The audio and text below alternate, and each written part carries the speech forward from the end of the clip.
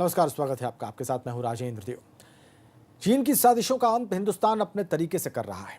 रक्षा मंत्री राजनाथ सिंह के रूस दौरे से साफ है कि चीन अपने हक में दुनिया को नहीं कर सकता। कूटनीतिक तौर पर रूस को इस मामले में पड़ने से इनकार करना भारत की जीत ही है। बॉर्डर पर चीन के पीछे हटने का संकेत बताता है कि वो अपनी जिद के चलते भारत से टकराने की गलती नहीं कर सकता। भारत के वीरों की ताकत का अंदाजा देश को है और तभी लद्दाख में घायल जवानों से सेना प्रमुख ने खुद गलवान घाटी का किस्सा जाना, हालचाल पूछा। लेकिन सवाल सिर्फ चीन का नहीं है, नेपाल भी इन दिनों चीन के रास्ते पर है। ऐसे में बॉर्डर से जुड़े इलाकों में क्या हलचल है, ये जानने पहुंचा है एबीपी गंगा। उत्तराखंड बॉर्डर से हमारे ब्यूरो चीफ अजीत सिंह राठी की यह खास रिपोर्ट देखिए।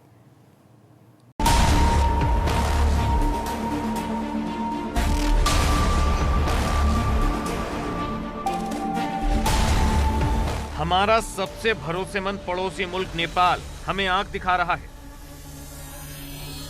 नेपाल ने पिथौरागढ़ स्थित भारत के 3 हिस्सों पर अपना हक जताया है, जिसके बाद से ही दोनों देशों के बीच तनातनी का माहौल है।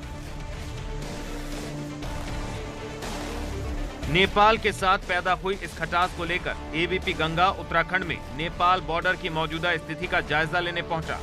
हमारी मंजिल थी वो महाकाली नदी जो भारत और नेपाल को अलग करती है, जिसके लिए हमें पहाड़ों के घुमावदार सड़कों और डरावनी घाटियों से होकर गुजरना है। एबीपी गंगा के उत्तराखंड ब्यूरो चीफ अजीत सिंह राठी अपने नेपाल बॉर्डर के मिशन पर रवाना हो गए।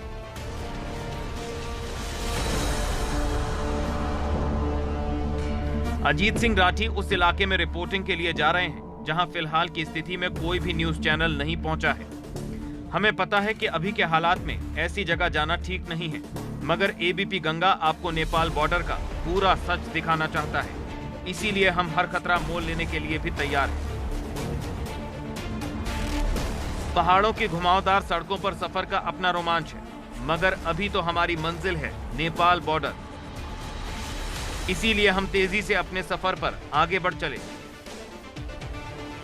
सफर पर निकले हुए अभी कुछ ही देर हुई थी कि हमारे सेना के वाहनों की मूवमेंट नजर आने लगी। वैसे तो आम दिनों में भी यहाँ पर सेना का मूवमेंट रहता है, मगर इन दिनों हालात बदले हुए हैं। चीन के साथ ही नेपाल के साथ भी विवाद चल रहा है, इसीलिए बॉर्डर पर कुछ ज्यादा ही हलचल है। पिथौरागढ़ का यह इलाका कुदरती सौंदर्य से लबरेज है। एक तरफ सुंदर घाटियां मनमोह लेती हैं, तो वहीं कल-कल बहती नदियां दिल को सुकून देती हैं।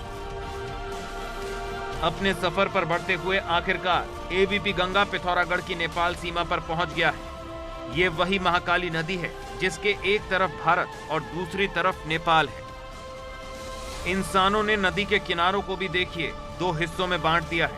एक हिस्सा भारत और एक और है नेपाल। असल में पिथौरागढ़ जिले से नेपाल के दारचूला और बैतडी जिले मिलते हैं। एबीपी गंगा इस समय नेपाल के दारचूला बॉर्डर के पास है। मैं इस समय धारचूला में हूँ और धारचूला में भी उस जगह हूँ जहाँ पर ये झूला पुल है जो नेपाल के दारचूला को धारचूला से जोड़ता है। यानी धारचूला भारत का हिस्सा और दारचूला नेपाल का। दारचूला एक डिस्ट्रिक्ट है जो नेपाल का डिस्ट्रिक्ट है, जो हमारे पिथौरागढ़ डिस्ट्रिक्ट से लगा हुआ है। और ये महाकाली नदी है। इस नदी का आप वेग देख सकते हैं। ये सरहद है दोनों देशों की। और सामने आपको दिखाई पड़ रहा होगा कि ये जो नेपाल का एक छोटा कस्बा, छोटा शहर है, तो ये आप देख रहे होंगे किस तरह से वहाँ पर मतलब ऐसा नहीं लगता कि ये 2 देशों के हिस्से हो सकते हैं। ऐसा लगता है कि बिल्कुल ये एक ही देश है, एक ही मतलब यहाँ कोई सरहद नहीं है और नदियाँ अपने वेग से बह रही है, तो उसका कोई डिमार्केशन नहीं है। दारचूला में दरअसल महाकाली नदी पर एक पुल बना हुआ है। इस पुल के जरिए भारत और नेपाल के लोग एक दूसरे के देश में आते रहते हैं। कहने को तो ये 2 देशों के सरहद है, मगर देखा जाए तो यहाँ लोगों के बीच सदियों पुराने रिश्ते हैं, जिसने कभी यह आभास नहीं होने दिया कि नदी के पार कोई दूसरा देश है। ये नदी वही नदी है, महाकाली नदी जिसको हम बोलते हैं, जो सुगोली संधि में ये तय हुआ था जब अंग्रेज़ों और गोरखा लोगों के बीच जो लड़ाई हुई और जिसमें गोरखा पराजित हुए, तो ये तय हुआ था कि महाकाली नदी भारत और नेपाल की सीमा होगी। और उस समय से तो कोई विवाद नहीं हुआ, क्योंकि ये विवाद शुरू हुआ जब नेपाल में जो नेपाल नरेश थे उनकी मृत्यु हो गई और उनकी मृत्यु के बाद जो वहाँ राजशाही खत्म हुई, चूँकि ये माना जाता है कि बहुत पुराने समय से राजशाही प्रो इंडिया रहती थी, तो प्रो इंडिया रहने के बाद राजशाही के, तो भारत को इस तरह की जो चाइना जिस तरह से हरकतें कर रहा है उस तरह की चीज़ों का सामना नहीं करना पड़ता था। मगर इन दिनों नेपाल ने भारत के 3 हिस्सों काला पानी, लिपुलेख और लिम्पियाधुरा को अपना बता दिया है, जिसके बाद से ही दोनों देशों के बीच तनातनी का माहौल है। नौबत यहां तक आ गई है कि नेपाल के एफएम तक में भारत विरोध के गाने तक बज रहे हैं, जिससे पिथौरागढ़ के लोग नाराज हैं। एफएम में नेपाल द्वारा इस प्रकार के अनर्गल बयानबाजी कर रहा है, इसका हम भारतीय गोरखा समाज घोर विरोध करते हैं और साथ ही सभी लोगों से हम निवेदन करते हैं कि इस प्रकार के अनर्गल बयानबाजी न करें और देश के आपसी संबंध खराब न करें। नेपाल के इस विरोध के पीछे चीन की साजिश सामने आ रही है। साफ हो चुका है कि चीन के चढ़ावे में आकर नेपाल भारत के साथ विवाद पैदा कर रहा है। प्रचंड कमल दहल के बाद वहाँ परिस्थितियाँ बदलनी शुरू हो गई और वहाँ की गवर्नमेंट जो है वो प्रो चीन होने लगी। तो प्रचंड कमल दहल ने शुरुआत की और उससे पहले जब तक राजशाही यहाँ थी तो वो प्रो इंडिया होती थी और इंडिया की पारिवारिक मित्र नेपाल होता था। आज भी लाखों लोग नेपाल के जो भारत में काम करते हैं, और भारत में ही नहीं उत्तराखंड में लाखों नेपाली काम करते हैं और अपना कारोबार करते हैं, अपना व्यापार करते हैं, अपनी आजीविका चलाते हैं। आम दिनों में इस वैली ब्रिज से होकर दोनों देशों के लोग आया जाया करते थे। ऐसे कितने ही लोग जिनका व्यापार इस पुल के जरिए ही चलता है, मगर इन दिनों पुल से आवाजाही बंद है। धारचूला एक ऐसा कस्बा है कि यहाँ से धारचूला और पिथौरागढ़ से तमाम कारोबार इस नेपाल के इस हिस्से का है जो महाकाली नदी से लगा हुआ है। अगर यहाँ से जो जरूरी सामान ना जाए तो उधर भूखे मरने की नौबत आ सकती है। लेकिन फिर भी ये विवाद है, चूँकि वहाँ अब इस समय कम्युनिस्ट सरकार है और वो कम्युनिस्ट सरकार अपने हिसाब से चीन के साथ खड़ी हो गई। इस विवाद के बाद अब महाकाली नदी से लगते इलाकों में सेना की मूवमेंट भी बढ़ गई है। नेपाल की तरफ में पिछले कुछ रोज से काफी हलचल देखी जा रही है। भारत और नेपाल के संबंध काफी पुराने हैं। इन संबंधों की मजबूती इतनी है कि सदियों से भारत के लोग और नेपाल के लोग बेरोक-टोक भारत आते रहे हैं, मगर नेपाल के कुछ नेताओं के राजनीतिक स्वार्थ ने अब विवाद की स्थिति पैदा कर दी है। अभी देखना यही है कि जो पहला डिमार्केशन था, जो पहले से चीज़ें तय हो गई थी, नेपाल उसको मानता है या अपनी जिद पर अड़ा रहता है, या चाइना अगला कदम क्या उठाता है। क्योंकि गलवान वैली के बाद नेपाल को सपोर्ट करने के लिए चाइना में तेज़ी से काम हुआ है। अपने सहयोगी कैमरामैन प्रमोद वाजपेयी के साथ नेपाल बॉर्डर से एबीपी गंगा के लिए अजीत सिंह राठी। इस दौर में हिंदुस्तान की मुश्किल उसके पड़ोसी ही हैं, फिर चाहे वो पाकिस्तान हो, नेपाल हो या फिर चीन। इन हालात में मोदी सरकार के विदेश नीति और कूटनीतिक कदमों की अग्नि परीक्षा चल रही है और इसी को लेकर एबीपी न्यूज़ और सी वोटर ने एक सर्वे किया है जिसमें लोगों की दिलचस्प राय सामने आई है।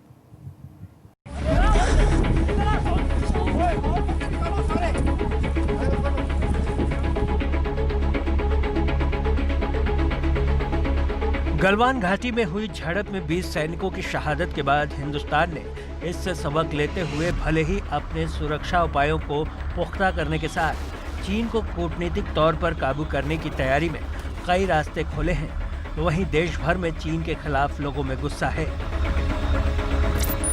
लोग विरोध प्रदर्शन कर रहे हैं और चीन पर कार्रवाई की मांग भी। सिर्फ इतना ही नहीं, हिंदुस्तान में तो बाकायदा चीन के सामानों की होली जलाई जा रही है। बॉयकॉट चाइना की मुहिम चल रही, इसमें चीनी प्रोडक्ट के साथ चीनी एप्लीकेशन को लगातार डिलीट किया जा रहा है।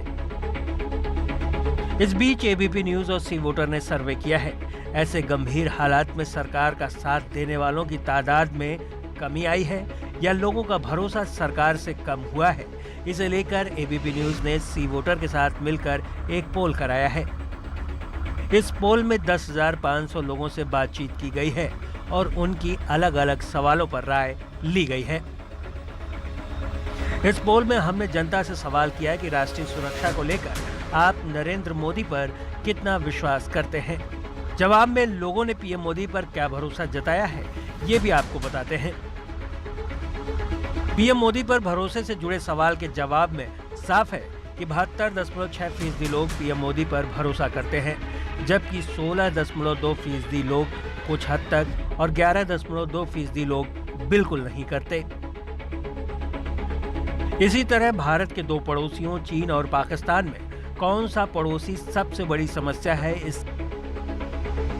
इस सवाल के जवाब में 68% लोग मानते हैं कि चीन बड़ी समस्या है, जबकि 32% लोग पाकिस्तान को बड़ी समस्या के तौर पर देखते हैं। हालांकि गलवान घाटी में चीन की हरकत के खिलाफ सरकार की तरफ से उठाए गए कदम को लेकर भी लोगों का नजरिया पीएम मोदी पर जताए गए भरोसे से अलग है।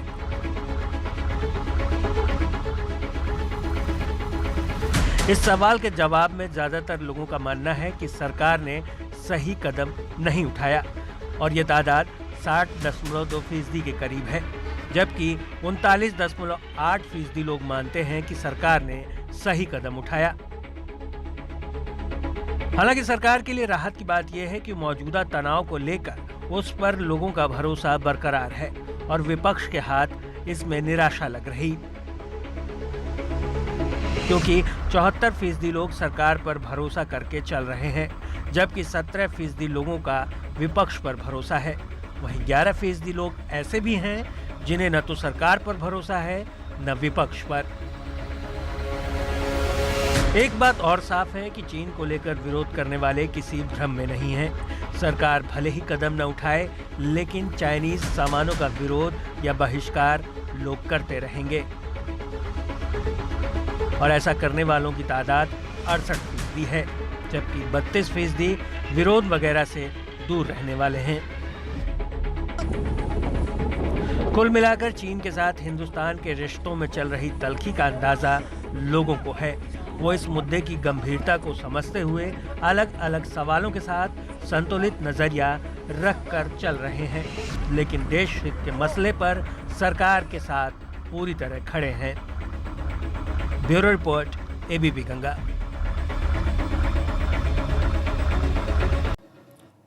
घमासान सिर्फ देश का पड़ोसियों से ही दिलचस्प नहीं है, बल्कि देश के भीतर एक डीएम और कांग्रेस महासचिव प्रियंका गांधी का भी खासा दिलचस्प है। मामला आगरा में कोरोना के चलते होने वाली मौतों से जुड़ा है, जिस पर शह मात का खेल चल रहा है। रिपोर्ट देखिए।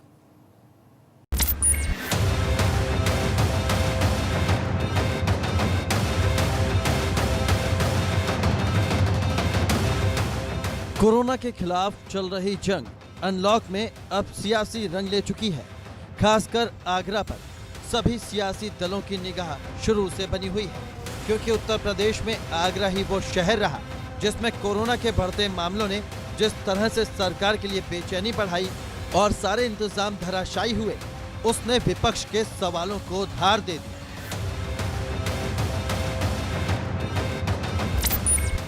अब एक बार फिर आगरा सुर्खियों में है अपनी मौत के आंकड़ों को लेकर, जिसे लेकर मीडिया में छपी रिपोर्ट ने विपक्ष के सवालों को फिर से पैना कर दिया है। सवाल उठा रही हैं कांग्रेस की महासचिव प्रियंका गांधी ट्वीट के जरिए। अपने ट्वीट में प्रियंका गांधी न केवल मीडिया रिपोर्ट्स का हवाला दे रही हैं, बल्कि सरकार से सच्चाई का सबूत भी मांग रही हैं। प्रियंका ने ट्वीट में लिखा है कि आगरा में कोरोना से मृत्यु दर दिल्ली व मुंबई से भी अधिक है। यहां कोरोना से मरीजों की मृत्यु दर 6.8% है। यहां कोरोना से जान गंवाने वाले 79 मरीजों में से कुल 35% यानी 28 लोगों की मौत अस्पताल में भर्ती होने के 48 घंटे के अंदर हुई है। आगरा मॉडल का झूठ फैलाकर इन विषम परिस्थितियों में धकेलने के लिए जिम्मेदार कौन है? मुख्यमंत्री जी 48 घंटे के भीतर जनता को इसका स्पष्टीकरण दें और कोविड मरीजों की स्थिति और संख्या में की जा रही हेराफेरी पर जवाबदेही बनाएं। मंगलवार शाम को एक बार फिर प्रियंका ने ट्वीट कर यूपी सरकार से जवाब मांगा। आगरा में कोरोना से मृत्यु दर डराने वाली है। यहां हर 15 में से एक कोरोना पीड़ित की जान चली गई। यहां के 79 मरीजों में से 26 की मौत अस्पताल में भर्ती होने के 48 घंटे में होना बड़ी लापरवाही है। दरअसल मीडिया रिपोर्ट्स में दावा किया गया है कि आगरा में कोरोना से मौत की दर दुनिया, देश और दिल्ली, मुंबई जैसे शहरों से कहीं ज्यादा है। एक ट्वीट ने उत्तर प्रदेश की राजनीति में भूचाल ला दिया है। आमने सामने है एक तरफ उत्तर प्रदेश सरकार तो दूसरी तरफ कांग्रेस और राष्ट्रीय महासचिव प्रियंका गांधी वाड्रा। दरअसल प्रियंका गांधी वाड्रा ने नवभारत टाइम्स की रिपोर्ट के आधार पर कल एक ट्वीट किया जिसमें कहा कि सरकार कहीं ना कहीं कोरोना मरीजों का टेस्ट नहीं करा रही है, नो टेस्ट नो कोरोना की पॉलिसी पर आगे बढ़ रही है। कहीं स्थिति ऐसी ना हो कि बहुत ज़्यादा सिचुएशन आउट ऑफ कंट्रोल हो जाए। चूँकि इस रिपोर्ट में ये कहा गया कि 48 घंटे में 28 कोरोना पॉजिटिव मरीजों की मौत हुई है। इसके बाद आगरा के जिलाधिकारी प्रभु नारायण सिंह ने इस खबर का खंडन किया और अब एक नोटिस इशू किया है जिसमें उन्होंने कहा है कि इससे कहीं ना कहीं भ्रम की स्थिति पैदा हुई है और इसलिए प्रियंका गांधी 24 घंटे में इस खबर का खंडन करें। हालांकि प्रियंका गांधी आगरा को लेकर लगातार ट्वीट कर रही हैं। प्रियंका के सोमवार को किए गए ट्वीट पर डीएम आगरा की तरफ से सफाई भी दी गई थी, जिसमें लिखा गया था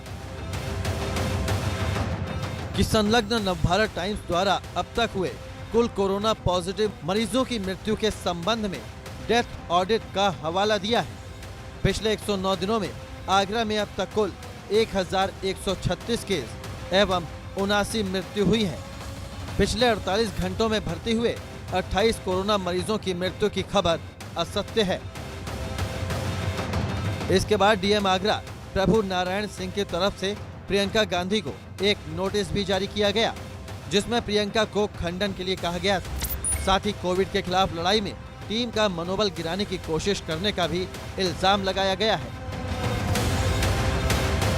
प्रभु नारायण सिंह ऐसा नहीं है कि प्रियंका को नोटिस देने की वजह से सुर्खियों में आए हों। इससे पहले भी सुर्खियों में रह चुके हैं। पिछली बार वो ट्रॉली पर लेटकर जा रहे बच्चे पर बयान देकर चर्चा में आए थे। इस पर उनकी संवेदनशीलता को लेकर सवाल उठे थे। पीएन सिंह मूलतः बिहार के रहने वाले और 2007 बैच के आईएएस अधिकारी हैं। अपनी पहली पोस्टिंग में वो बतौर ज्वाइंट मजिस्ट्रेट बांदा में तैनात रहे। इसके बाद 2011 में तकरीबन 5 महीने के लिए उन्हें मेरठ के सीडीओ का चार्ज दिया गया। बतौर जिलाधिकारी उनकी पहली पोस्टिंग बागपत रही। मार्च 2012 में अमेठी के डीएम बनाए गए।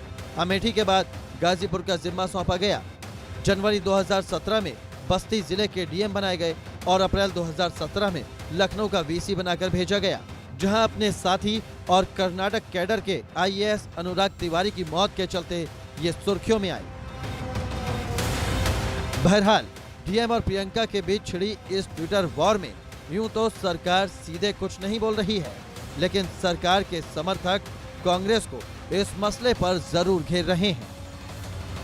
आगरा से नितिन उपाध्याय के साथ ब्यूरो रिपोर्ट एबीपी गंगा। और इस रिपोर्ट के साथ ही वक्त एक छोटे से ब्रेक का।